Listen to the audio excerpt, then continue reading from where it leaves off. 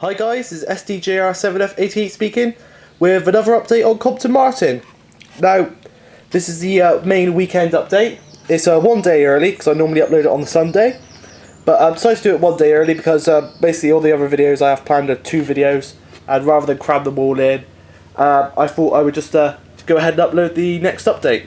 Now, this is quite a special update as I've got a few new items.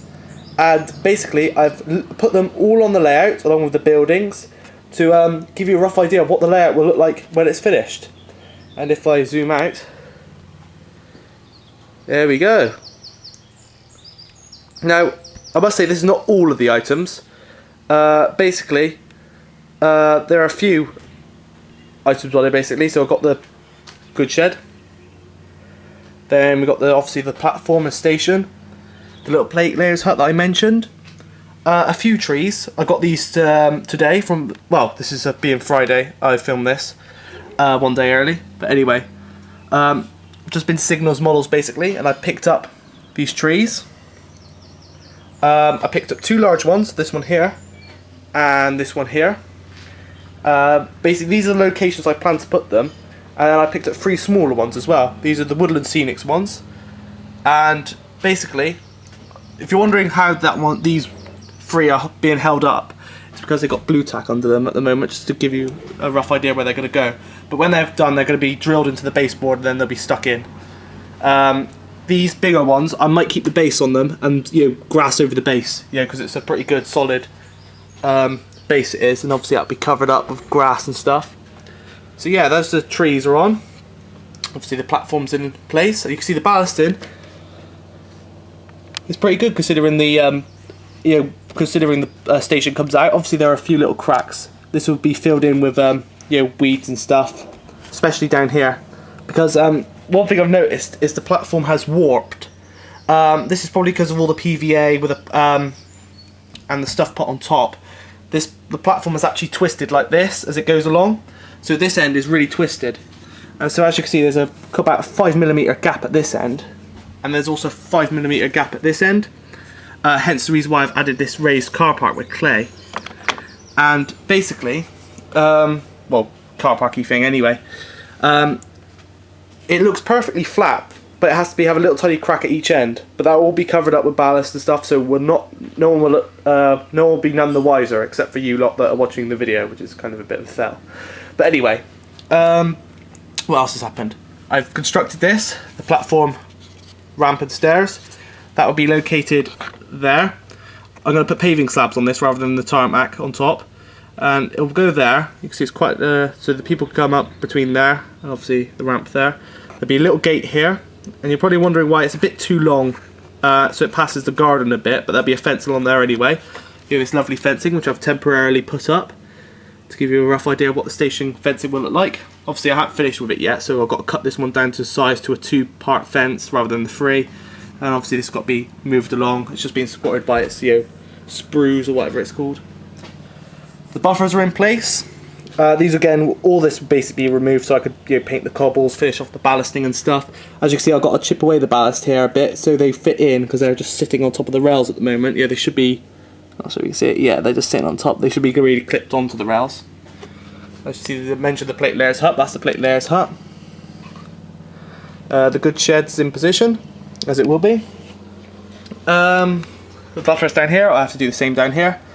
Also, the signal's in place. That's the DAPL operated signal. If you're interested to see how it works, watch my review on it, because quite a few people like that review on how it works. So yeah, if you're interested to see what it looks like when it's all lit up and operating, please do watch that review.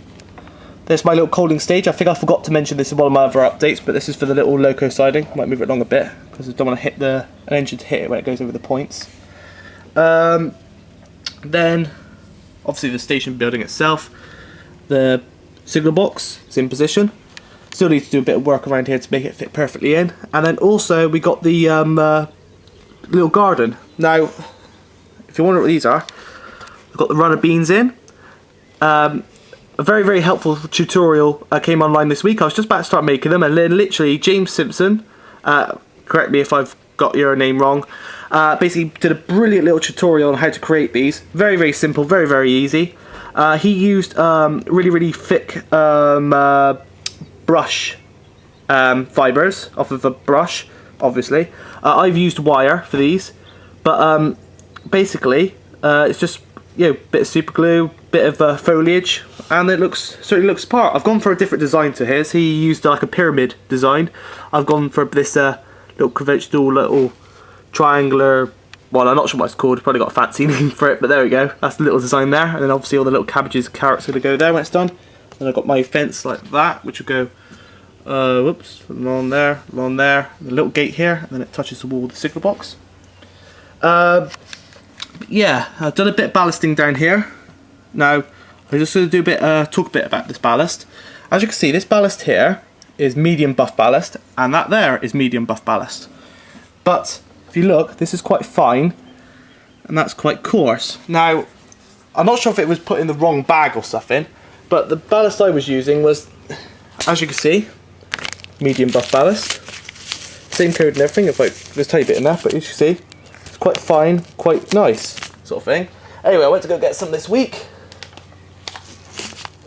As you can see here, medium buff ballast, same code, B80, B80. Yeah, but it is much coarser and appears to be a tiny bit lighter. The only difference I could really notice from the bag is that this one weighs less and it could cover less of the area than the new bag. But what I reckon they've done is they've used a new form of ballast or rock, and it has totally changed it. As you can see, this area is done with the new stuff. It's a bit more coarser and lighter as to the darker stuff, which is a bit annoying. You can really see it good there. There's the old stuff, new stuff. You know, bit of a difference. Hopefully, the finer, this I reckon, or the other theory is, they must have accidentally put the fine stuff in one of the medium bags. So I might take one of these bags back, because I've got a brand new unopened bag, and replace it with a fine ballast to go over the top. But no biggie. I'm obviously ballasting, apart from the annoying of ballasting anyway. Obviously, a bit of a change of ballast halfway through by the company is a bit annoying, but yeah, it might have been an accident, don't know. But the fine ballast should do that. As I mentioned, the beautiful woodland scenic trees. I've forgotten the type of the tree off the top of my head. As always, doing videos not come prepared. Sort of like with the model shop as well. Another thing, well, onto the actual stuff that I've actually done on the layout. Apart from the little ballasting down there and the odd bit of ballasting along there, I have also replaced the rails, as I mentioned in my midweek update. Now this was really easy. Slid the rails out, no problem. And as you can see, well, as you can't see, there doesn't appear to be a join there. So you can see the split in the board here, but when it goes to the rails, obviously there will be a little crack in the ballast when it's split. But as you can just see there, there's the join in the rails. And, oh, I lost that ones too. See, it's so camouflaged. There's the other one. And the other one's just obviously the fish plates on the points. This one sadly does overhang by a centimetre. Basically this rail protrudes from this side of the board by a centimetre. So I've got to be careful when transporting this part, but apart from that, it's all good. Now, when I went to the model shop today, I had a list in my head of what stuff I had to get. Trees, the water tower, which I think I forgot to mention earlier, the 2 sets of trees, the ballast, some foliage, which I'll just quick grab. Where's it to? There we go. This for weathering the ballast a bit. It's a fine turf earth coloured. Hey, that rhymes.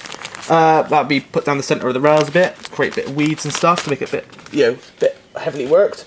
I saw that in a Woodland Scenics YouTube tutorial, so that should come in handy.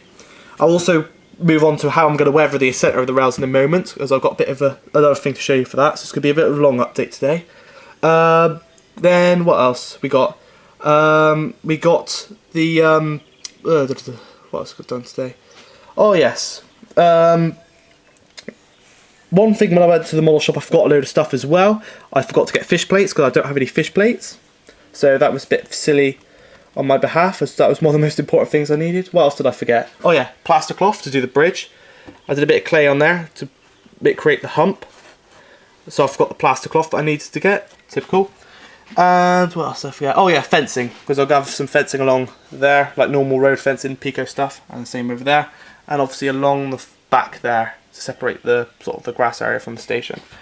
But yes, then I did I had the clay because I had the road hump going. I decided to extend the water overflow ditch, whatever you like to call it, storm culvert. I think that's American for like what they have in Los Angeles, but I'll be there like storm drain, whatever. Goes along here. It's a bit rough because bits of ballast and stuff where I've been doing the ballasting. And then there's a little pipe here, which is a thick straw. Now this will all be ballasted over the top. And that'll be painted grey to make it look a bit like concrete, or red, you know, china, whatever. But yeah, basically, I think that looks pretty good. Obviously, I have all the reeds in it, mud painted like a mud colour, very, very low level of water along the bottom, because obviously it's supposed to be set on a nice summer's day. Yeah, I've also filled in some of the cracks on the tarmac area. Obviously, it's to be painted over the top, along with that area there, and the car park bit when it's complete, when it goes along there. Yeah, so anyway, let's have a look at some of the items as well I got from Signal's model. Now, obviously I've got the ballast, the turf, the trees, and the water tower. But the main item I went over there for was this. Just let me get the other one. Yeah. This is my static grass. Obviously I had to put this on order. It's quite hard to get. Luckily they managed to get some in. This is 6mm wild beige static grass. Now this is going to go cover all of the areas that you see in the mud green colour shade, like an army camo shade. Now obviously this could be the underlayer, the static grass flock, this like little 2mm stuff, harvest gold, woodland scenics, that'll go on first like I have done on the embankment, which looks pretty good, and then this will go on top. Now look at it, it does look really, really good.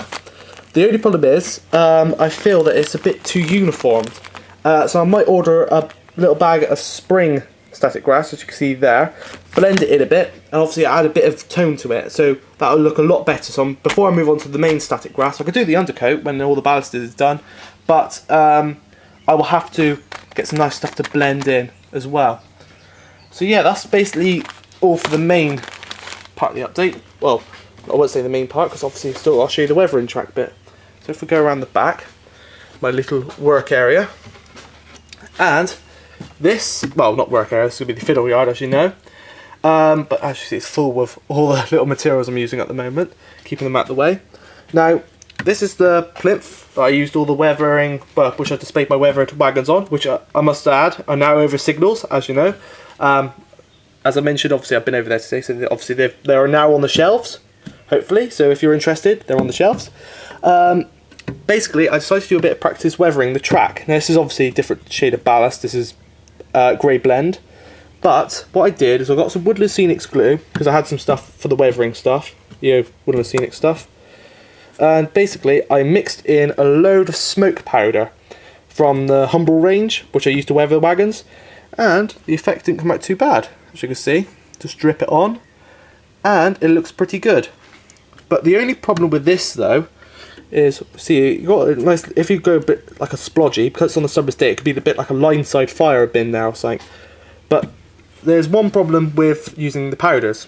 If I rub my finger on it, you probably can't see it, but you can probably see, you can pick it up, but the powders come off, which is not too good. So, but basically it goes into like a paint, so I thought, how about paint? Obviously I can't use acrylic, because if you add it to water, all the chemical bond goes.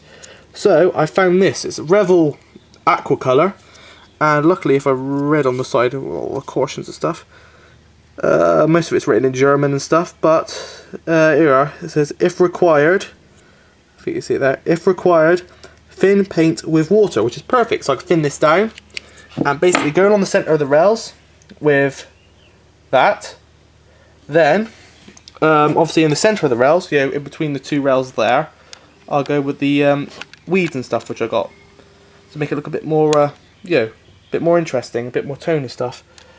And so yeah, that's about it for the update. But there's one more little thing. Obviously I took the wagons back. Anyway, And so I picked up another wagon. This time it is... Shall we see this? It's it's a Roberts private owner wagon. Sorry, mine's got a mush. I thought I'd drop something. And anyway, but it's I thought there's a load of private owner wagons there, and I thought, well, it's like a bit different. This was actually suggested to me by GWR 941 to weather up a private owner wagon because his layout is mainly GWR. And I was thinking, obviously, I can't carry on just weathering 16 tonners of steel-sided wagons, so I thought I'd give it a go.